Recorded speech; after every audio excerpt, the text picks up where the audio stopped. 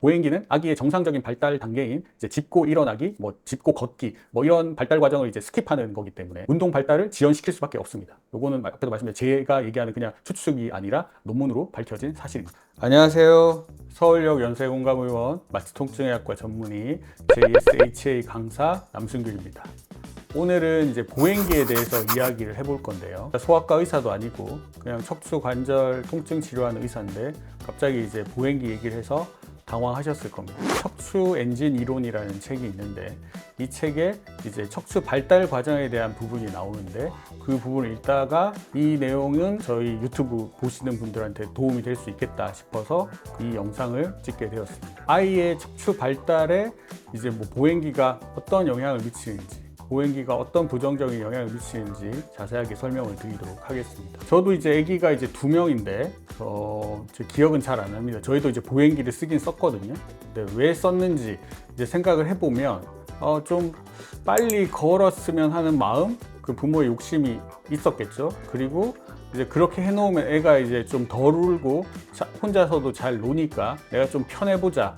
뭐 보통 그런 육아템 같은 거죠. 그래서 이제 보통 보행기를 사용을 하게 되는데, 근데 이제 이 보행기를 사용을 하게 되면 이제 척추 발달에 좀 부정적인 영향을 미칠 수 있거든요. 왜 그러냐 하면 저기 태어날 때 아기는 척추가 이제 구부러져 있는 상태로 이제 태어나게 돼요. 그리고 좀 시간이 한 3, 4개월 정도 지나면 아기가 목을 가누기 시작을 하거든요. 그 목을 가누기 시작할 때가 보통 생후 3, 4개월 정도 되거든요. 그 목을 가눌 수 있는 상태가 됐다는 거는 목에 그 전만이라고 해서 이제 커브가 정상적으로 형성이 되었다는 뜻이거든요. 그러면서 이제 기기 시작을 하고 그렇게 근육이 발달이 되면 그 다음 단계로 이제 스스로 이제 앉고 물건을 잡고 이제 일어설 수 있는 단계가 되는 거거든요. 그러면서 요추에 이제 전만이라고 해서 요추 커브가 생성이 되게 됩니다.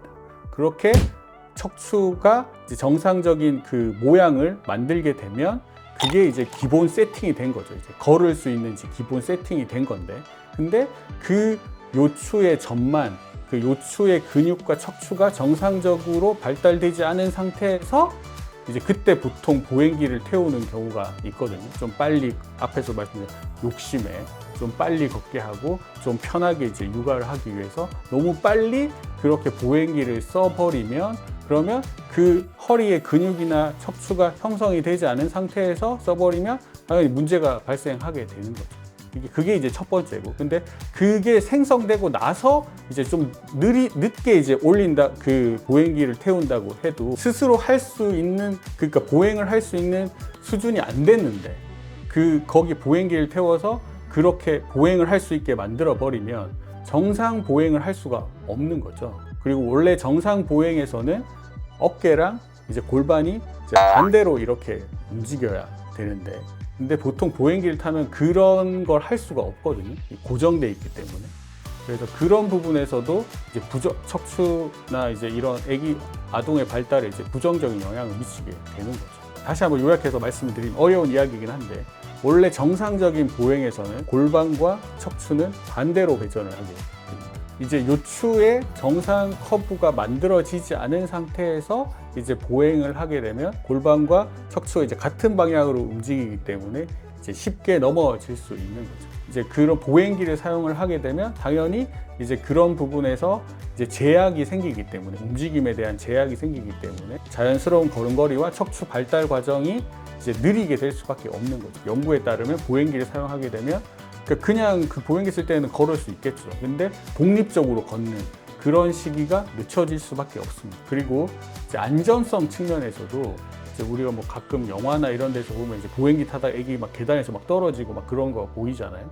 그래서 캐나다에서는 그 보행기 사용이 금지돼 있습니다. 법적으로. 그리고 미국에서도 엄격한 규정이 있습니다. 보행기 사용에 대한. 근데 우리나라는 이제 뭐 그럴 일은 잘 없지만 그래도 안전성 측면에서 위험할 수 있지 않겠습니까? 생각해 보면 애기가 혼자 이렇게 걸어서 다른 데 이렇게 이동하다가 이제 부딪히거나 이제 떨어질 수 있는 거죠. 그런 부분에서도 보행기 사용은 좀 주의가 필요하고, 사실 저는 안 쓰는 게 맞다고 생각을 합니다. 육아에 뭐 관심이 많은 그런 사람은 아니지만 육아를 좀 편하게 하기 위한 여러 가지 육아템들이 있지 않습니까? 뭐 그런 거 사용하는 거는 나쁘다고 생각하진 않습니다. 근데 이제 보행기는 사실 좀 위험성도 있고 제가 중요하게 생각하는 이제 척추 발달 과정에도 이제 부정적인 영향을 미치기 때문에 아기가 좀 빠르게 걷고 좀 남들보다 좀 빠르게 이제 뭔가 성장하길 바라는 부모의 마음은 다 같지만 누구는 빠를 수도 있고 누구는 느릴 수도 있습니다. 그런 자연스러운 그 발달 과정을 이제 존중하고 다치지 않는 환경을 만들어 주는 게, 그리고 이제 좀 잘 성장할 수 있게 도와주는 게 부모의 역할이라고 생각을 합니다. 보행기 대신 아기가 스스로 일어나서 걸을 수 있을 때까지 지켜봐 주시기 바랍니다. JSH에서는 저희가 이제 맨발 보행을 보통 이제 환자분들한테도 권해드리고 저도 이제 실천을 하고 있는데, 이건 아동 발달에도 굉장히 중요한 부분이거든요. 그러니까 이제 촉감놀이라고 해서 손으로 뭐 모래 만지거나 뭔가 하는 것들을 많이 시키지 않습니까? 그거 하는 이유는 보통 뇌 발달을 위해서 시키는 거잖아요.